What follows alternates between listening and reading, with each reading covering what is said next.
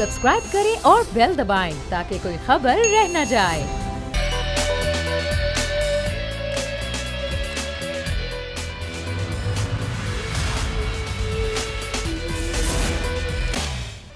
बिस्मिल्लाहिर्रहमानिर्रहीम, अस्सलामुअलैकुम। प्रोग्राम में मैं सुमैया रिजवान आपको खुश आमदीद कहती हूँ। नाज़रीन, इस वक्त पूरी दुनिया कोरोना के वबा में लपेट में आई हुई है। पाकिस्तान भी इसका शिकार है और अब तादाद 10,000 तक पहुँचने वाली है। एक तरफ कोरोना का खौफ है, दूसरी जानिब हम देख रहे हैं कि अरबों रुपए के घपले किए जा रहे हैं। जी हाँ, आज इसी तमाम तर खबर से आगाज़ करूँगी। वो खबर यह है कि रिपोर्ट जो है वो पब्लिक करने का IPP से मुतालिक, यानी कि पावर सेक्टर में जितने घपले हुए हैं, जितना कौमी ख़जाने को नुकसान पहुँचाया गया, ये रिपोर्ट जो है वफाकी काबीना ने फैसला किया है कि इसको पब्लिक किया जाएगा। आपसे कुछ देर पहले असद उमर साहब ने बात की और उन्होंने कहा कि इंक्वायरी कमीशन बनाने का इस पर अब फैसला कर लिया है। जो कमेटी है, इंक्वायरी कमेटी, वो उसका फोरेंसिक करेगी, मज़ीद तहकीकात करेगी और उसके बाद इस रिपोर्ट को पब्लिक किया जाएगा। लेकिन सवाल ये है कि रिपोर्ट पब्लिक होने के बाद क्या वाकई तहकीकात होने के बाद भी कोई ऐसा हमारे पास प्रोसेस है कि उस प्रोसेस के तहत जो लोग हैं जिन्होंने ये अरबों रुपए का नुकसान पहुंचाया है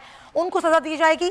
13 साल में, मैं आपको थोड़ा सा ब्रीफली बता दूं, 13 साल में कौमी ख़जाने को 4,802 अरब रुपए का नुकसान हुआ है। इसमें कई लोगों के नाम सामने आ रहे हैं, इस पर ज़रा हम बात करेंगे। बैरिस्टर शुएब रज़ाक हमारे साथ मौजूद हैं जो कि IPPs के हवाले से काफ़ी काम भी कर चुके हैं। बहुत शुक्रिया शुएब साहब। ये जो अब IPPs की रिपोर्ट है जिसको अब हुकूमत ने पब्लिक करने का फैसला किया है, सवाल ये है कि पब्लिक होने के बाद अगर तहकीकात बढ़ाई जाती हैं तो ये जो 1952 एक्ट जिसके तहत ये अब कमीशन कायम किया जाएगा, इंक्वायरी कमीशन, होगा किस तरह से काम, प्रोसेस क्या होगा और सज़ा क्या हो सकती है? देखिए सुमैया, इसमें दो बातें हैं। एक तो इंक्वायरी कंप्लीट हो गई है, ठीक है। अगर इंक्वायरी कंप्लीट हो गई है, उसको हमें तो रात को ही पता चल गया था कि असद उमर साहब इसको कैबिनेट में लेके जा रहे हैं और इसको इन्होंने उसके बाद उसको पब्लिक करना है। अब उसमें बहुत सारी बातें आ गई हैं।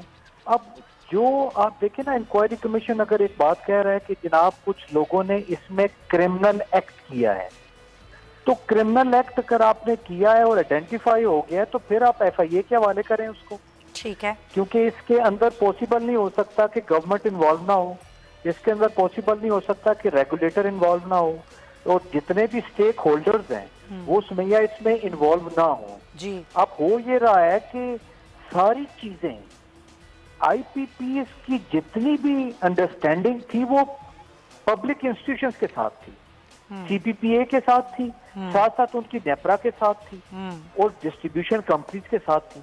तो जो चीज भी की गई that was with the help of the public institution. तब पब्लिक इंस्टीट्यूशन में FIA की जुरिस्डिक्शन बनती है। मेरे पे ऊपर अगर शक भी हो जाए सुमैया कि मैंने कोई किसी पब्लिक इंडिविजुअल के साथ, पब्लिक ऑफिसर के साथ मिलके एक्सचेकर को कोई नुकसान पहुंचाया है, तो NAB की जुरिस्डिक्शन भी बनती है और FIA की भी बनती है, तो क्योंकि ये इंक्वायरी मोहम्मद अली साहब ने की है। अच्छा शिव साहब, ये जो क्रिमिनल एक्ट जिसकी आपने बात की कि ज़ाहिर है FIA के हवाले किया जाएगा, एक आम आदमी के लिए आसान अल्फाज में समझाइएगा कि ये अब प्रोसेस होगा कैसे? अब ये रिपोर्ट पब्लिक हो जाएगी, फिर ये उसके बाद मज़ीद तहकीकात होंगी, फोरेंसिक होगा, फिर कार्रवाई होगी किस तरीके से? आसान अल्फाज में बताएं। मैं आपको एक बात बताऊं, देखें ये दो बातें जरा कंफ्लिक्टिंग हो गई हैं, ठीक है। एक तो इंक्वायरी कंप्लीट हो गई, ठीक है, एक इंक्वायरी कंप्लीट हो गई। अभी असद उमर साहब कह रहे हैं कि एक कमीशन अपॉइंट करेंगे। कमीशन का मैंडेट ये होता है, if the matter is of public importance, कि पब्लिक इंपॉर्टेंस का इशू है तो कमीशन बना दिया जाए और उसकी सिफारिशात होती हैं, वो ऑर्डर नहीं दे सकता। ये जो असद उमर साहब कह रहे हैं कि जो उसके पास ये मैंडेट होगा, वो ये कर सकता है, वो कर सकता है, वो कुछ नहीं कर सकता। वो सिर्फ और सिर्फ वो ये कर सकते हैं कि सिफारिशात पैदा बता सकें। मेरा कहने का मकसद ये है कि अगर आपने ये जो इंक्वायरी अभी हुई है उसमें आप ये बात कर रहे हैं कि पेट्रोल की मद में अगर किसी बंदे ने 1000 लीटर पेट्रोल लगाया और लिख दिया कि मैंने 50,000 लीटर लगाया, तो उसमें आपको फर्दर कोई स्टेप लेने की जरूरत नहीं है, सिंपली उस मैटर को FIA के हवाले करें और उस बंदे को इन्वेस्टिगेट करें। बिल्कुल सही, साथ ही रहिएगा हमारे। मैं आपसे मजीद भी बात करूं, ज्वाइन कर चुके हैं सूबाई वजीर तालीम है पाकिस्तान पीपल्स पार्टी के सीनियर रहनुमा हैं सईद गनी साहब।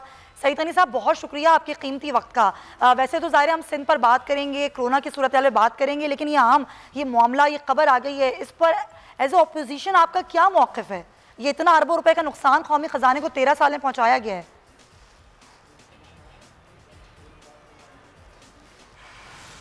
तो ये है कि इस वक्त तक जितनी भी अभी रिसेंटली ये स्कैंडल्स आए हैं आपके सामने, चाहे वो चीनी का हो या वीट का हो या इस वक्त ये IPPs का हो, ठीक है, इसके ऊपर इंक्वायरी हुई है और इसके ऊपर रिपोर्ट्स आ गई हैं, अब इसके ऊपर कमीशन बनाए जा रहे हैं। लेकिन जब तक ये कोरोना का इशू इस मुल्क में चल रहा है, मैं ये समझता हूँ कि फ़िलहाल हमें दीगर तमाम इश्यूज़ को एक साइड पे रखना चाहिए। राइट। अगर हम इसमें अपने आप को इंगेज करेंगे तो मैं ये समझता हूँ कि जो तवज्जो चाहिए कोरोना के इशू को, जिस किस्म की नेशनल यूनिटी दरकार है इस इशू पर, वो नहीं हो सकेगी। इसमें PTI के कुछ वज़रा के नाम भी आ रहे हैं, PTI के कुछ रहनुमाओं के नाम भी आ रहे हैं, और भी कई लोगों के नाम होंगे, लेकिन ना तो ये रिपोर्टें कहीं भागी जा रही हैं, ना ही वो अफराद कहीं भागे जा रहे हैं। वो भी इस मुल्क में होंगे, रिपोर्टें भी यहीं पे पड़ी होंगी। राइट। लेकिन अगर हमने ताख़ीर कर दी कोरोना के इशू पर जो इक़दाम हमने करने उसमें, तो उसका नुकसान हमारी कौम को बहुत ज़्यादा होने के इम्कानात हैं। तो मैं ज़ाती तौर पर तो इस हक़ में हूँ कि इस वक्त ये जितनी भी चीज़ें हैं इसको हमने एक तरफ रख देना चाहिए। मैं ये नहीं कहता हूँ कि ख़त्म कर देना चाहिए, हमें एक तरफ रख देना चाहिए। जब हम कोरोना के बहरान से बाहर निकल आएँ, उसके बाद इन तमाम चीज़ों को कानून के मुताबिक जो है आप एक्शन ले लीजिए। PTI के वज़रा हैं, उनके खिलाफ कार्रवाई कीजिए, कोई और लोग उनके खिलाफ कार्रवाई कीजिए कानून के मुताबिक। चलें, वह बिल्कुल सही आपका पॉइंट आ गया है। और शुएब रज़ाक साहब, आपका बहुत शुक्रिया। ज़रा आगे बढ़ेंगे, ज़ाहिर सिंध की सूरत हाल पे बात करनी है हमने। सईद गनी साहब, वज़ीर आला ने आज जो गुफ्तगू की लाड़काना में, वो कहते हैं कि मरीज़ों की तादाद ज़ाहिर बढ़ रही है, अब 3053 तादाद हो गई है, और लॉकडाउन भी किया हुआ है आप लोगों ने, बल्कि सख्ती भी उसमें कर दी है। लेकिन वजह के लिए लोकली ट्रांसमिट केस जो इतनी ज़्यादा तादाद में मुस्तकिल आ रहे हैं, सिंध हुकूमत ने अब अपनी कैपेसिटी भी बढ़ा दी है टेस्टिंग की। मुश्किलात आप लोगों को कहाँ दरपेश आ रही हैं? आखिर केसेस आना रुक क्यों नहीं रहे? देखें, जो केसेस में इजाफे की बात है, ये तो देखें सबको पता है, पूरी दुनिया में इसी तरह हुआ है। कहीं पर भी केसेस इस स्टेज पर जहाँ हम इस वक्त पहुँचे हैं, वहाँ केसेस में कमी नहीं हुई है। केसेस अभी बढ़ेंगे, अल्लाह रहम करे। जो प्रेडिक्शंस हैं मुख्तलिफ माहिरीन की, उसके मुताबिक तो शायद काफ़ी ज़्यादा बढ़ेंगे और बहुत अल्लाह न करे कोई बड़ा मुश्किल वक्त भी आने वाला है हमारे ऊपर। लेकिन इस वक्त ज़ाहिर है कि अगर लोग लापरवाही करते हैं और मेल मिलाप आपस में करते हैं, तो ये वायरस जो है वो ट्रांसमिट होता रहता है और अफराद को। हमारे पास लोकली ट्रांसमिशन के केसेस की तादाद बहुत ज़्यादा हुई है, और उसकी वजह यही है कि लोगों का आपस में मिलना जुलना है। तो हम इसीलिए बार बार ये बात कहते हैं कि जो गैर ज़रूरी लोगों का घरों से बाहर निकलना है, तो वो बिल्कुल ख़त्म होना चाहिए। और अगर कोई घर से बाहर निकलते भी हैं तो उसमें एहतियाती तदाबीर को एडॉप्ट करें। वो बार बार हाथ धोने की बात है, मास्क लगाने की बात है, सैनिटाइज़र इस्तेमाल करने की बात है, एक फ़ासला मेंटेन करने की बात है। तो ये मुख्तलिफ़ चीज़ें हैं जो लोगों को करनी चाहिए। लेकिन जहाँ हम लापरवाही करेंगे, जहाँ हम कोताही करेंगे, तो मैं समझता हूँ कि वहाँ ये इम्कानात रहते हैं, और वो हो रहा है, और ये पूरी दुनिया में हो रहा है, सिर्फ हमारे मुल्क के साथ या हमारे सूबे के साथ ये नहीं है। अलबत्ता पंजाब में लोकल ट्रांसमिशन के केसेस बहुत ही कम है, और वो भी एक बड़ी अजीब सी बात है। अल्लाह करे कि वो सही हो जो बता रहे हैं। लेकिन मेरा ये ख्याल है कि शायद जो जिनकी ट्रैवल हिस्ट्री है, जो लोग मुल्क से किसी और मुल्क से सफ़र करके पाकिस्तान आए हैं, उनके कॉन्टेक्ट्स को उस तरह से फॉलो नहीं किया जा रहा है वहाँ पर। हमारे यहाँ तो जो वर्ल्ड हेल्थ ऑर्गेनाइजेशन है, उसने भी इस बात को रिकग्नाइज़ किया है कि सूबा सिंध के अलावा कोई और सूबा उनकी गाइडलाइंस के मुताबिक ये जो फॉलोअप का प्रोसेस होता है उसको नहीं अडॉप्ट कर रहा है, सिर्फ सूबा सिंध ने किया है। और ये बहुत ज़रूरी होता है कि लोगों को आप ट्रेस करें, ताकि आपको पता चले और फिर उनको आप महदूद करें, आइसोलेशन में लेकर जाएँ, ताकि मज़ीद ये वायरस ना फैल सके। तो हमने अपनी जितनी अतुल इम्कान कोशिश है वो हम कर रहे हैं, लेकिन ये शहरियों के ताउन के बगैर जो है, इसमें हम 100% सईद गनी साहब, हुकूमत ने जो इकदाम किए, ज़ाहिर बहुत ज़बरदस्त आप लोगों ने। सबसे पहले सिंध में लॉकडाउन हुआ, सख्तियाँ सबसे पहले यहाँ पर शुरू हुई, बावजूद इसके लोकली ट्रांसमिट केस ज़्यादा आने की वजह क्या है? हालांकि आप लोग तमाम तरह इकदाम को सबसे पहले नाफिजुल अमल सिंध में कर रहे हैं, फिर भी केसेस बढ़ रहे हैं, उसकी मेन वजह क्या समझते हैं? मैंने जैसे भी आपको बताया कि लोगों का आपस में मिलना जुलना जो है वो मेन सबब होता है। अगर जिस तरह मैं इन्फेक्ट हो गया, मुझे ये केस आ गया, लेकिन जब मुझे पता चल गया तो मैंने अपने आप को आइसोलेट कर दिया। मैं 10 दिन तक कमरे के अंदर रहा, मैं किसी से नहीं मिला। अगर मैं मिलता रहता तो शायद बहुत सारे लोगों को मैं ये केस ट्रांसफ़र भी वायरस कर सकता था। इसी तरह जो लोग घरों के अंदर रहते हैं और इस वायरस से वो महफूज हैं, अगर वो अपने घरों के अंदर रहेंगे तो वो वायरस उनको अटैक नहीं करेगा। लेकिन जहाँ वो घर से बाहर निकलेंगे और किसी ऐसे शख्स से उनका रब्ता हो गया जिसके अंदर ये वायरस है, और ये भी इसमें बहुत ज़्यादा होता है, मेरे अपने केस में भी यही हुआ है कि सिम्टम्स कोई नहीं थे लेकिन वायरस था। तो ऐसे बहुत सारे अफराद हो सकते हैं जिनके अंदर सिम्टम्स ना हो लेकिन ये वायरस उनके अंदर। ये तो असल सवाल है। सही साहब, मैं आपसे पूछना चाहूंगी, इन योर केस ये हुआ कि वाकई कोई सिम्टम्स नहीं थे, फिर आपने कैसे ये सोचा कि आपको टेस्ट करवाना चाहिए, ये वक्त है कि टेस्ट करवाएं, और फिर वो पॉजिटिव भी आ गया? देखिए, मैं ये बात बता चुका हूँ पहले, मेरे अंदर सिम्टम्स नहीं थे और बिल्कुल सच्ची बात है, मुझे टेस्ट करवाने की कोई ज़रूरत भी महसूस शायद नहीं हो रही थी। लेकिन हुआ यूँ था कि नासिर हुसैन शाह साहब जो हैं वो हमारे सक्कर के क्वारंटाइन सेंटर से 2 मरतबा होकर आए थे। अच्छा। और चूँकि हम रोज़ाना मीटिंग्स में बैठते थे तो हम उनको अज़रा मजाक, ख़ासतौर पर मैं उनको कहता था, हमारे भाइयों जैसे ताल्लुकात हैं, तो मैं उनको अक्सर कहता था कि आप जो हैं वो हमसे दूर बैठें। अच्छा, और इत्तेफाक की बात है कि वो टेस्ट करने से 2-3 दिन पहले मैंने ख़ुद भी नासिर शाह को भी कहा और मुर्तज़ा वहाब को भी कहा कि हमारी चूँकि मूवमेंट बहुत ज़्यादा है, लोगों से इंटरेक्शन बहुत ज़्यादा है, तो हमें अपनी फैमिलीज़ के साथ नहीं रहना चाहिए, हम कहीं अलग रह लें। खुदा न खास्ता अगर हमें हो जाए तो कम से कम हमारी फैमिली जिससे महफूज रहें। ये बात हमने 2 दिन पहले भी कही थी। सही। तो ये जो नासिर शाह साहब का वहाँ से सक्खर से आना हुआ, तो जब हमारी टास्क फोर्स की मीटिंग्स होती हैं रोज़ाना, तो उस मीटिंग के बाद भी चीफ मिनिस्टर साहब के साथ हम बैठते हैं और फिर ज़ाहिर डिस्कस करते हैं कि हमें और मज़ीद क्या क्या चीज़ें करनी चाहिए, क्या सूरत हाल है। तो चीफ मिनिस्टर साहब के सामने भी नासिर शाह साहब को मैंने उसी तरह कहा कि भाई आप ज़रा फासले में बैठें, आप सक्खर से होकर आएँ, तो पता नहीं वहाँ से कहीं आप पॉजिटिव ना हो गए हो। तो सीएम साहब ने सीरियसली हमें कहा, मतलब कोई मजाक में नहीं कहा, उन्होंने संजीदगी के साथ हमें कहा तीनों को कि आप तमाम जो हैं अपना टेस्ट करवा लें एहतियातन, इसलिए कि आप लोगों का आना जाना काफ़ी ज़्यादा है, लोगों से आप मुलाकातें कर रहे हैं, तो एहतियातन आप टेस्ट करवा लें। तो हम तीनों लोगों ने टेस्ट करवाया। ये गालिबन 21 मार्च की बात है। हमने 21 मार्च को, मैंने, नासिर शाह साहब ने, मुर्तज़ा वहाब ने और शायद कोई एक और भी शख्स था, तो 4 टेस्ट हमने इकट्ठे करवाए। अच्छा। तो उनमें मुर्तज़ा का भी नेगेटिव था, नासिर शाह साहब का भी नेगेटिव था, वो जो चौथा टेस्ट हुआ था वो भी नेगेटिव था, मेरा जो टेस्ट था वो पॉजिटिव आ गया। तो मेरे टेस्ट करवाने की वजह ये थी कि हम बैठे थे तो सीएम साहब ने हमें कहा कि आप एहतियातन करवा लें, उसमें मेरा आ गया इत्तफाक से, कि मुझे तो बिल्कुल भी नहीं लग रहा था हो गया। फिर मैंने 22 को एक और टेस्ट करवाया। अच्छा। ताकि एहतियातन में चेक कर लूँ, रिकन्फर्म कर लूँ कि ये कहीं गलत रिपोर्ट हो जाता है, बास टाइम हो जाती है इस चीज़ें।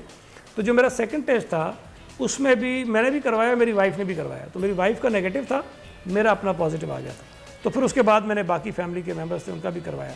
तो ये इस तरह से आप इत्तेफाक कह लें या सीएम साहब की एक उनका विजडम कह लें, उनका एक विजन कह लें, उन्होंने तो इस तरीके से जो है वो आपने टेस्ट करवाया। ठीक है, पॉइंट आपका आया। सही साहब, मैं चाहूँगी हमारे साथ रहिए, क्योंकि कारोबार में कारोबार के हवाले से जो बात की जा रही है, सिंध में कारोबार किस तरह खुलेगा, फिर परेशान है, ज़रा उनका मौक़िफ़ मैं ले लूँ, फिर मैं आपकी जानिब आती हूँ। शर्जील गोपलानी साहब हमें ज्वाइन कर चुके हैं, तर्जुमान हैं ऑल ताजिर इत्तेहाद। शर्जील साहब, बहुत शुक्रिया। कई दफ़ा पहले भी मेरी आपसे बात हुई, अब बुध का दिन दिया गया था एक वाज़े पॉलिसी आ जाएगी, कल कारोबार खुलेगा या नहीं। लास्ट मीटिंग में क्या तय पाया आप लोगों का? एसओपीज मांगी गई थी, हमने दे दी एसओपीज तमाम, और हमें संडे को ये बताया गया कि एसओपीज जो है सीएम साहब को भेज दी गई है और अगले 48 घंटे के अंदर इसके ऊपर प्राइम मिनिस्टर साहब को कोई फैसला आ जाता है तो मार्केटें खोलने की इजाजत दे दी जाएगी, वो जो भी एसओपीज के तहत। अब प्रॉब्लम आज का मैं आपको बताऊं, हमारे साथ बहुत बड़ा एक मसला हो गया, आज बहुत ज्यादा खतरनाक गंभीर सूरत हाल हो गई है। मैं आज दोपहर 2 बजे से लेके इस वक्त 5:30 बज रहे हैं जी, तकरीबन 200 ताजिर लोगों से मैं मिल चुका हूं और इस वक्त मैं मौजूद हूं ऑल सिटी एरिया में आलम क्लाथ मार्केट में। हमें लोगों ने यहाँ घेर लिया है, 400 से 500 ताजिर मौजूद है इस वक्त और 20 से 25 ताजिर रहनुमा यहाँ मौजूद हैं और हम पे सिर्फ एक ही प्रेशर है कि भाई आप लोगों का राब्ता हो चुका है सीएम साहब से, आप अभी फैसला कराएं हमें, क्योंकि पिछली महीने की तनख्वाह तो हम दे चुके हैं, 5 दिन बाद अगला महीना खड़ा है, हम तनख्वाह देने की पोजीशन में नहीं है, हमारे मजदूर हमारे जो नौकर हैं वो हमारी तरफ देख रहे हैं और आप लोग अब सीएम के पास पहुंच चुके हैं, तो आप अभी हमें बताएं कि कल दुकानें आप खुलवा रहे हैं या नहीं खुलवा रहे हैं। सईद गनी साहब हमारे साथ मौजूद हैं, शर्जील साहब हमारे साथ ही आप रहिएगा, मैं चाहूंगी कि उनका मौक़िफ़ में ले लूँ इस बात पर। सही साहब, ये बड़ी कन्फ्यूजन है, कई दफ़ा मीटिंग्स हो चुकी हैं, एसओपी दे चुके, फिर भी फैसला नहीं हो पा रहा, क्या सोच क्या रही है सिंध हुकूमत इस हवाले से?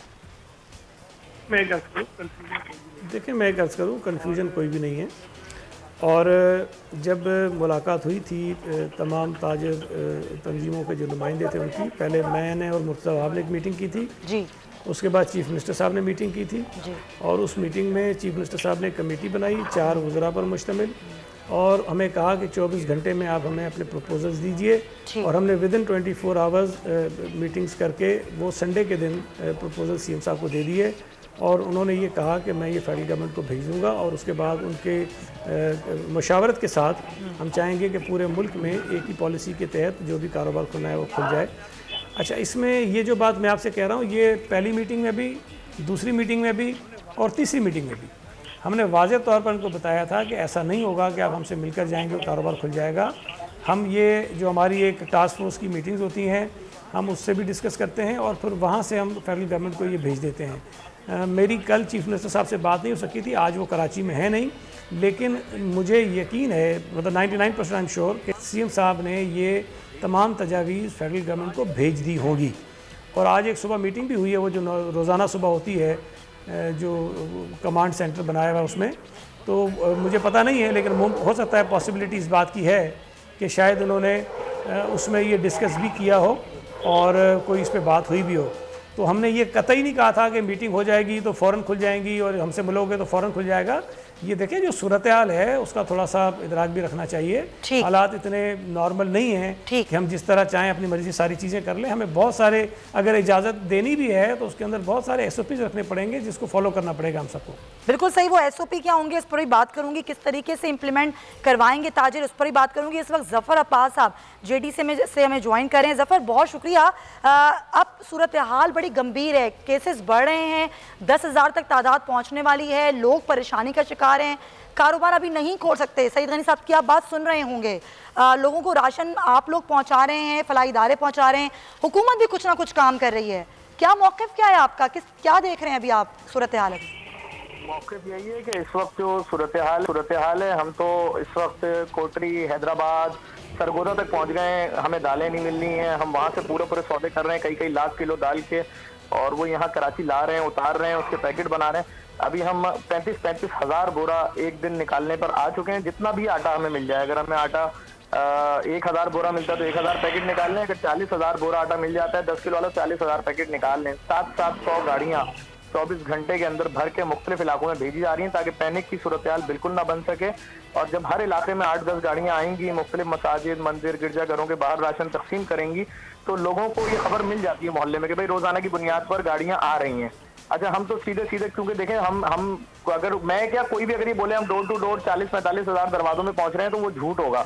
तो इसके लिए हमने क्या किया है, हमने तमाम मसाजिद, तमाम मदारिस, तमाम मंदिर, तमाम गिरजाघरों के जितने भी इंतजामिया सबके साथ हम मिल गए, वो हमारे साथ मिल गए, वो अपने लेटर हेडों पे लिख के दे रहे हैं। तमाम मसालिक, तमाम मज़ाहिब के उलमा और उनके पेशवाओं की कमेटियां यहाँ बैठी हुई हमारे ऑफिस में, वो सिलेक्ट कर रही हैं भाई ये इंतहाई ज़रूरतमंद इलाके हैं, 100 या 50, इनको 200-150 राशन निकाले जाएं। अभी देखें, हमने ऑपरेशन इतना बढ़ा दिया है कि जो हमारे प्रोटेस्टेंट के सबसे बड़ा चर्च है, उस कैथेड्रल चर्च के अंदर, सादिक डैनियल साहब के चर्च के अंदर भी कैंप लगा दिया है। ना सिर्फ हम इस वक्त कई करोड़ रुपए का राशन मसीही कम्युनिटी को दे चुके हैं, बल्कि हमने उनके चर्च में भी लगा दिया, सेंट पैट्रिक चर्च के अंदर भी कैंप लगा दिया है कि कार्डिनल ऑफ पाकिस्तान भी अपने हाथ से बांटे, क्योंकि देखें ये मुश्किल घड़ी है। अगर लोगों को नहीं सहूलत दी गई तो वो घरों से बाहर अगर निकले तो बहुत खतरनाक सूरत हाल बन जाएगी। हम तो जितना कर सकते हैं कर रहे हैं ना, हम तो बस किसी का मजहब नहीं देख रहे, किसी की जबान। बिल्कुल सही, बिल्कुल सही। जाहिर तमाम फलाही इदारे काम कर रहे हैं, पॉइंट टेकन, और आप बड़ा जबरदस्त काम कर रहे हैं, काबिल तहसीन है। सईद गनी साहब, कई मसाइल हैं, लोगों का कारोबार बंद है, लोग भूख से मर रहे हैं, परेशान हैं, वो कह रहे हैं अगर कारोबार नहीं खुलेगा तो हम कैसे खाएंगे। इमदाद हुकूमती उन तक पहुंची नहीं है, इस बात पर भी बड़ी तनकीद हो रही है, इस पर क्या कहेंगे आप? देखें, अल्लाह का शुक्र है, आप जो एक बात कह रही हैं कि मुश्किलात का शिकार है, वहाँ तक तो ठीक है, लेकिन जो आप कह रही हैं लोग भूख से मर रहे हैं, अल्लाह का शुक्र है अल्हम्दुलिल्लाह पूरे पाकिस्तान में कोई ये केस ऐसा सामने नहीं आया जिसमें ये पता चला हो कि किसी का भूख से इंतकाल हुआ है। हमारी पाकिस्तानी कौम के तमाम लोग, मैं ये नहीं कहता हूँ सिर्फ हुकूमत, बल्कि हुकूमत से ज़्यादा जिस तरह ज़फ़र काम कर रहे हैं, इस तरह और भी बहुत सारे फलाही इदारे हैं, बल्कि इंडिविजुअल्स हैं बहुत सारे जिनको अल्लाह ने तौफीक दी है, जो मुखय्यत लोग हैं, अपने तौर पर भी बहुत सारे लोगों की इमदाद कर रहे हैं और काफ़ी हद तक शायद वो जो एक मसला था लोगों को राशन का, उसको पूरा करने की कोशिश कर रहे हैं। जहाँ तक हुकूमत की बात है देखिए, हमारे साथ प्रॉब्लम ये है कि हमारे सामने जो पहली प्रायोरिटी है वो कोरोना है। हम किसी तरह उससे अपनी तवज्जो हटाना नहीं चाहते हैं। दूसरी प्रायोरिटी हमारी जो है वो लोगों की रिलीफ का काम है।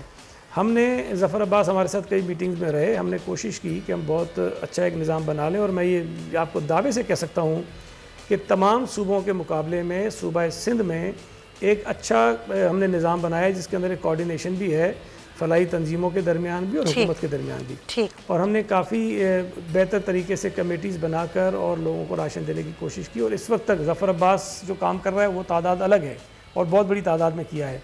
इसी तरह कुछ और लोग भी हैं, लेकिन हमारे साथ जो कोऑर्डिनेशन में जो हमें डेटा दे रहे हैं उनका डेटा मिला लें, और डिप्टी कमिश्नर्स के थ्रू जो यूसी की सतह पर कमेटियाँ बनी हैं उसके थ्रू हमने जो तकसीम किया है वो भी तकरीबन 7.5 पौने 8 लाख के करीब ख़ानदान बनते हैं जिनको राशन दे चुके हैं, और 1 लाख के करीब ख़ानदानों को हमने ज़कात फंड से जो ज़कात मुस्तहीन हैं उनको आपने भी ट्रांसफ़र किया। बिल्कुल सही। तो जो है वो हम कर रहे हैं और मज़ीद भी हम आगे करेंगे। ये ठीक है, बहुत शुक्रिया आपका। सईद गनी साहब हमारे साथ मौजूद थे और बड़ा उन्होंने हमें बताया ब्रीफली तमाम तर सूरत हाल के हवाले से, और हमारे साथ ज़फ़र अब्बास मौजूद थे। शर्जील गोपलानी साहब आपका भी बहुत शुक्रिया। ब्रेक हम लेंगे, वापस आएंगे तो कुछ बात करेंगे पंजाब में क्या सूरत हाल है और वहाँ पर कारोबार किस तरह खुल रहा है और वहाँ पर लोग किस तरह मसाइल का शिकार है। Stay with us.